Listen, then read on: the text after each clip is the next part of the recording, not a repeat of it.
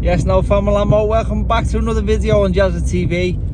Just a year in review, 2024. First of all, Happy New Year to you all. Hope you had a good year, hope you had a successful year. And you got what you want out of it. And I'm looking forward to 2025, I really am. I hope you are too. 2024 for me wasn't the best year in boxing terms. It's been worse, it's been better. But I managed to get myself coming off a loss in 2013 for the IBO World title at the end of the year. I was in a position where there was no promotional company, sort of went tits up, so I had no promoter going into 2014, no promoter, no fights. It was like, did I have a promoter or didn't I? And then promoters, it's hard to get a promoter to work with you if you are still in sort of a contact, and that was the situation that I was in. Anyway, long story short, ended up a free agent at the start of the year. The free agent shout on the back of a loss, not always the best, to be honest, because people like to see you getting a win. Now I'm in that position now where I've had so many wins and I've had so many losses.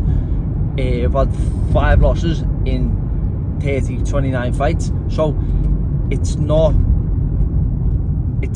like, so promoters want the evidence now before they give you a chance, if that makes sense. Promoters don't want to back you unless they're going to get something out of you, and that's business. It's understandable, but for me being in that position, it was quite tough to get a fight, so I did anyway. Came back home to Liverpool, and I nearly got close to a few big fights this year, and that's the things that people don't see from behind the scenes. I nearly got them big fights this year, but they never came. But I did get myself back in the win column. 2 fights, 2 good wins, 2 stoppages. The first one was I think it was in April, and that was a run out at home. I think that was the zone bill at Conlon Card. It was good to be on it back at home in the Olympia in Liverpool, to just the cobwebs off. I haven't been out for so long since the fight before, and I should have just got back to it earlier. Just got back to getting wins and getting fights again. A lot of fighters after the loss at a high level don't want to start again at the bottom, but sometimes you just have to. Sometimes you just have to swallow your pride and go back in no matter what, and just get another win and get yourself back on the horse. No, who's brilliant at that, and I admire it. Sam Egerton is always, you see, he has the big fights, but in between them big fights he always had the small fights too, and I always think, no, what, he's a good fighter, he's a throwback fighter, because that's what fighters used to do years ago, didn't he? He'd have even like world champions, like who was it? It might have been George Foreman doing like a world tour, and just like having small fights. I think he fought 3 people in one night. I might be wrong there. I could be off me cake here chatting crap, but yeah, it's like fighters would do that in the past, especially the old school fighters, and that's what he is, a throwback fighter. So yeah, I should have done it earlier. Then the second one, it was out in Dubai, topped the card in Dubai, was a Cuban boxing promotions. It was a lovely event. They put a great show on there, and they put a lot of money into that event. It was a good little night, good little win as well. Fought a Philippine fella. He was coming off a few good wins himself.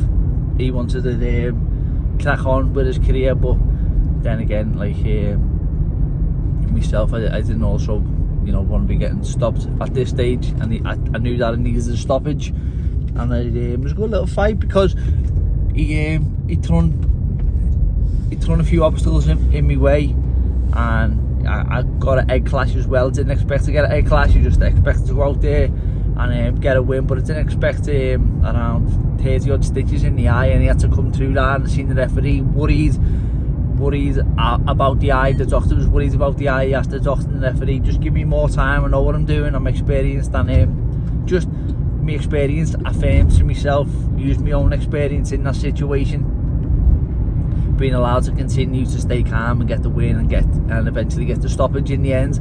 And yeah, it was a good little win. I was happy with that win, and then came back home from Dubai, and I'm not at the gym that I was at anymore. That's another story altogether, so I won't go into that. I'm not at that gym, so now I've had the Christmas out of the way, and I'm looking forward to. I've been working with a few, going around a few gyms, having a look, and I'm gonna go do a little bit more travelling and see what's right for me with a coach, and find a coach for early next year. But yeah, I've also got fight news to announce.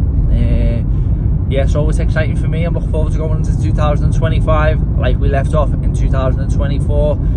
Like I say, weren't the best year, weren't the worst year, but got myself back in the win column, which is most important, because when you're on the back of a loss, it's hard. It is hard, and so I'm happy to be here. I'm glad that we're in this position, and all of Team Jazz, I appreciate it. Everyone who's helped me this year, and very grateful and blessed to be in this position, still doing what I'm doing. You know what? I was looking. I think I made my debut since 2011, and it's 2025 now. And when I look back, I think, how does somebody 14 years on from a professional career start and love the game? It's like, it's late now. I'm be up all night training because I love training so much, you know. And it's like, I'm stronger than I've ever been. I've got more experience than I've ever had. it's just odd to me. I wonder why. I think there's a few factors that play a part. Maybe one is me faith in God. I believe that's a big, massive one. God always renews me, keeps me young. You know, I'm always injury free. I'm always strong. I'm always pushing myself. I love to do what I'm doing. And I think the other one, it has to be, is longevity in sport. Longevity in sport must come from living well. You know, I've never been in a position where I go out and drink, or never taken any drugs, and that's another one that I think that is important. I think that fighters who do take drugs,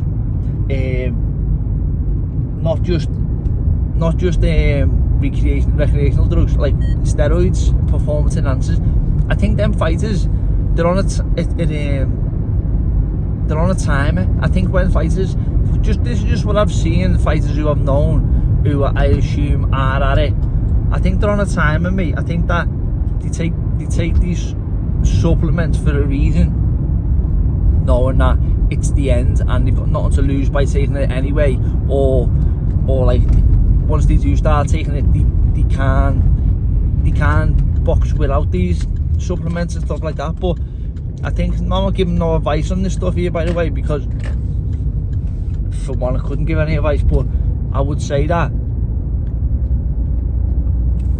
this is not the advice to the fighters, actually. This is the advice to the coaches who push it on the fighters. It's like, a lot of kids take these performance enhancing drugs, and I think that in this day and age, that if you just we've got everything, and we've got everything available to us. We live in the modern world we live in. It's great, isn't it? We don't like we'll get by no matter what, and you're always in a position where you can always find a gym. Someone will always help you. You've always got what you need to get by and to do what you need to do, training wise, and to live like an athlete. And I know it's hard. I know people have bills to pay and families to feed and stuff like that, but we are very blessed. And I think putting drugs into kids and forcing youngsters to take drugs, it's a bad thing, and it doesn't come from, I don't think it comes from, going on a bit of a tangent here, Annie, but this is an important one, this, and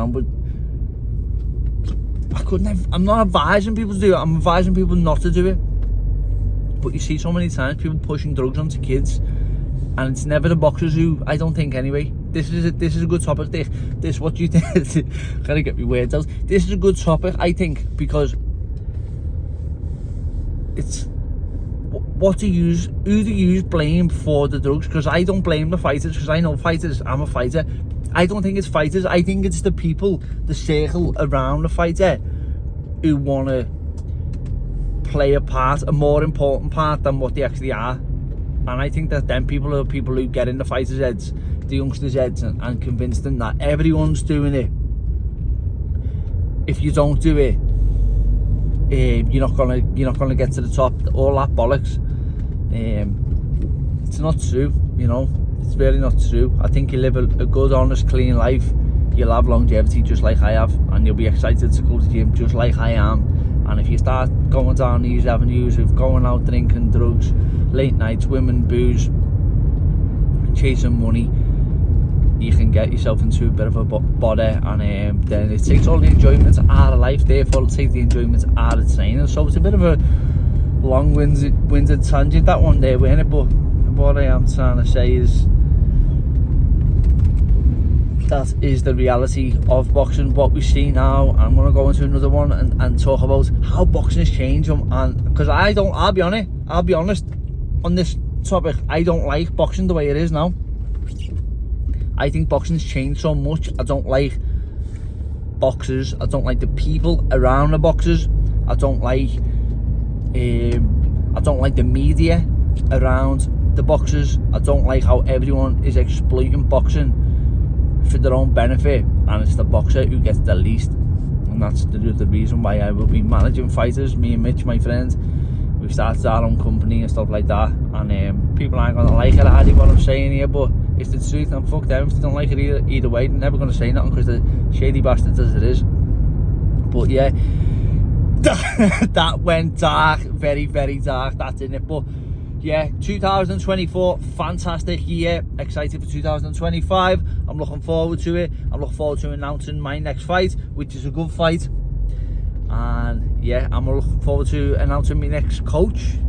So yeah, things are going, wow, that went very positive all of a sudden, didn't it? Fucking hell, are you bipolar, mate?